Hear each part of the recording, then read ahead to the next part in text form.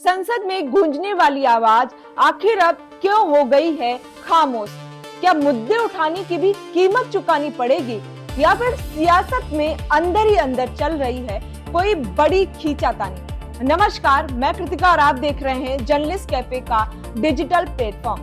आज बात सियासत के ऐसे चेहरे की जो आम जनता की बात करता था, सिस्टम से सवाल पूछता था, लेकिन अब खुद ही सियासत के तूफान से घिरा हुआ है। जी हाँ, हम बात कर रहे हैं आम आदमी पार्टी के तेज तर्रार नेता और पंजाब के राज्यसभा सांसद राघव चड्ढा की, जिन्हें उनकी ही पार्टी आम आदमी पार्टी ने बड़ा झटका देते हुए राज्यसभा के डिप्टी लीडर पद से हटा दिया है। और साथ ही उनकी पार्टी ने राज्यसभा सचिवालय को पत्र लिखकर ये भी आग्रह किया है कि राघव चड्ढा को पार्टी के कोटे से बोलने का समय भी ना दिया जाए। यानी साफ शब्दों में कहे तो जो नेता अब तक संसद में जनता की आवाज बनकर गूंजता था, अब उसी आवाज को थामने की कोशिश की जा रही है। और आपको बता दें कि राघव चड्ढा साल 2012 से आम आदमी पार्टी के साथ जुड़े रहे और अरविंद केजरीवाल के भरोसेमंद चेहरों में गिने जाते हैं, लेकिन उनका इस तरह अचानक साइडलाइन होना कई बड़े संकेत दे रहा है। क्या यह सिर्फ एक संगठनात्मक फैसला है या फिर पार्टी के अंदर चल रही है खींचातानी? इतना ही नहीं, इन सभी सवालों के बीच राघव चड्ढा की एक लाइन ने पूरे घटनाक्रम को और भी गर्मा दिया है। राघव चड्ढा के पद से हटाए जाने के बाद उन्होंने सोशल मीडिया प्लेटफॉर्म एक्स पर एक वीडियो जारी किया है और उन्होंने कहा है कि मैं खामोश हूँ, हारा नहीं, वक्त आने पर सैलाब बन जाऊंगा। ये एक छोटा सा बयान, लेकिन सियासत में बड़े तूफान की आहट। और अब जरा आपको बताते हैं कि आखिर क्यों राघव चड्ढा की आवाज इतनी चर्चा में है।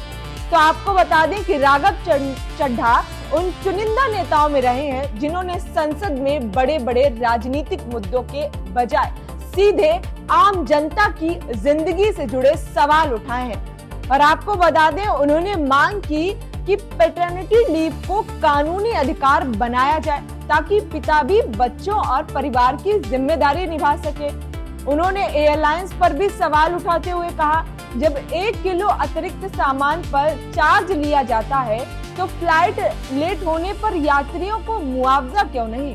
उन्होंने शहर के ट्रैफिक जाम पर चिंता जताते हुए राष्ट्रीय भीड़ भाड़ कम करने का मिशन प्रस्तावित किया, क्योंकि हर साल आम आदमी घंटों ट्रैफिक में फंसकर अपना समय गंवाता है।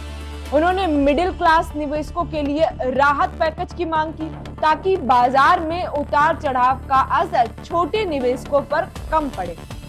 साथ ही उन्होंने एक बड़े फूड ब्रांड की सच्चाई उजागर करते हुए कहा कि फलों के नाम पर मीठा पानी बेचा जा रहा है, जो लोगों की सेहत के साथ खिलवाड़ है। इतना ही नहीं, मोबाइल डेटा पर भी उन्होंने बड़ा सवाल उठाया और कहा, क्यों बचा हुआ डेटा हर महीने खत्म कर दिया जाता है?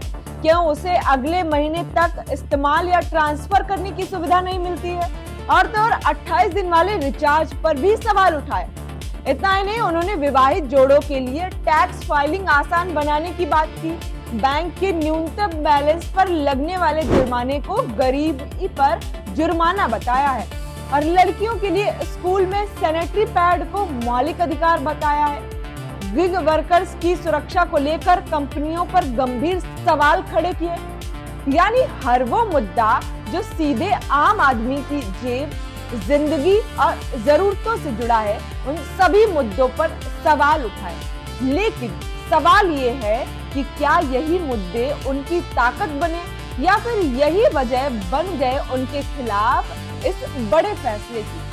फिलहाल सियासी गलियारों में हलचल तेज हो गई है और आने वाले दिनों में ये मामला और भी तूल पकड़ सकता है। लेकिन सबसे अहम सवाल अभी भी बाकी है, क्या उनकी आवाज को दबाया जाएगा या वो आवाज और भी तेज होकर लौटेगी? आपको क्या लगता है? हमें जरूर बताएं। तब तक के लिए नमस्कार और देखते रहें जर्नलिस्ट कैफे का डिजिटल प्लेटफॉर्म।